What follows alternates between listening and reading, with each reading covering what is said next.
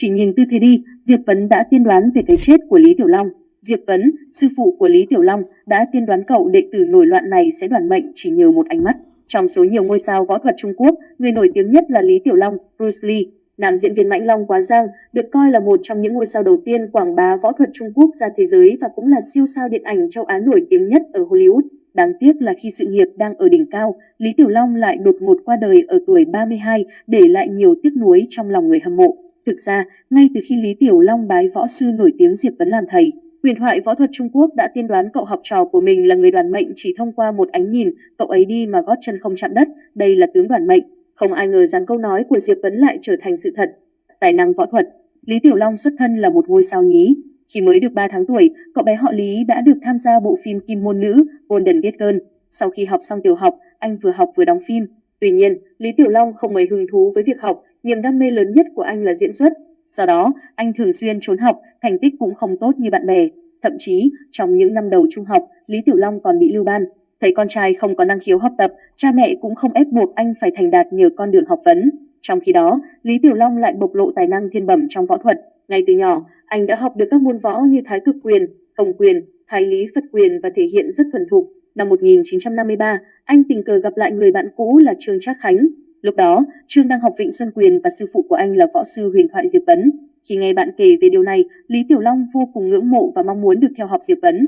Nhờ sự giới thiệu của bạn, Lý Tiểu Long chính thức bái sư và bắt đầu nghiêm túc học tập Vịnh Xuân Quyền. Mỗi ngày sau giờ tan học, Lý Tiểu Long đều hăng hái chạy đến võ quán, đặt cặp sách xuống và ngay lập tức luyện tập. Chứng kiến sự nỗ lực không ngừng nghỉ ấy, Diệp Vấn ngày càng thêm trân trọng và chú ý đến cậu học trò này. Lời tiên đoán đoản mệnh. Từ khi trở thành đệ tử của Diệp Vấn, Lý Tiểu Long luyện tập Vịnh Xuân Quyền rất chăm chỉ. Mỗi ngày anh dành luyện tập nhiều hơn những đệ tử khác bỏ ra trong cả một tuần. Chứng kiến niềm đam mê võ thuật của cậu học trò họ Lý, Diệp Vấn rất hài lòng. Ông không chỉ đánh giá cao tài năng thiên bẩm của Lý Tiểu Long mà còn thường xuyên tận tình chỉ dạy.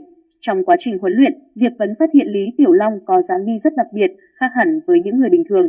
Dù bước đi trên nền đất bằng phẳng, nhưng gót chân Lý Tiểu Long vẫn nhún nhảy lên xuống. Cảm thấy kỳ lạ, Diệp Vấn nửa đùa nửa thật nói với học trò của mình, con đi mà gót chân không chạm đất, đây là tướng đoản mệnh đấy.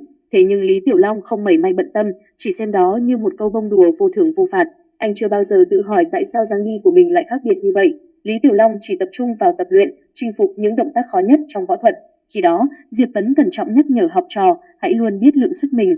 Cái tiết định mệnh, trong từ điển của Lý Tiểu Long chưa bao giờ tồn tại 4 chữ lượng sức mà đi.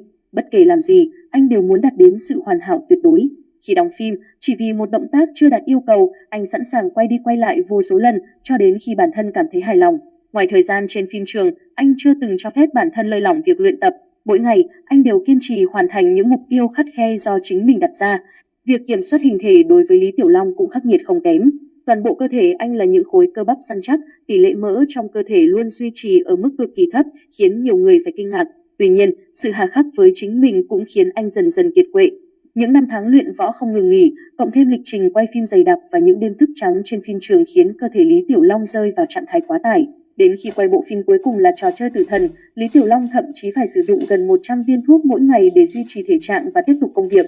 Dù bề ngoài trông đầy năng lượng nhưng thực chất, cơ thể ngôi sao phim tinh võ môn đã rệu rã từ lâu.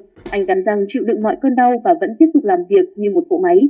Vào ngày 20 tháng 7 năm 1973, Lý Tiểu Long cùng đồng nghiệp thảo luận kịch bản tại nhà của nữ diễn viên Đinh Bội. Cảm thấy không khỏe, anh quyết định nghỉ ngơi một chút. Sau khi uống thuốc, Lý Tiểu Long vẫn nằm trên giường để thư giãn. Một lúc sau, Đinh Bội quay lại gọi anh dậy nhưng không thấy nam diễn viên phản hồi. Linh tính có chuyện chẳng lành, cô vội vã tiến lại gần mới phát hiện Lý Tiểu Long đã bất tỉnh. Ngôi sao võ thuật được đưa đến bệnh viện ngay lập tức. Các bác sĩ đã dốc toàn lực để cứu chữa, nhưng không thể làm gì hơn. Huyền thoại võ thuật trút hơi thở cuối cùng ở tuổi 32. Sự ra đi đột ngột của Lý Tiểu Long khiến công chúng bàng hoàng, không ai có thể tin rằng một siêu sao võ thuật tràn đầy sinh lực lại có thể ra đi nhanh đến vậy. Việc Diệp Vấn từng tiên đoán Lý Tiểu Long chết trẻ lại trở thành định mệnh bi thương.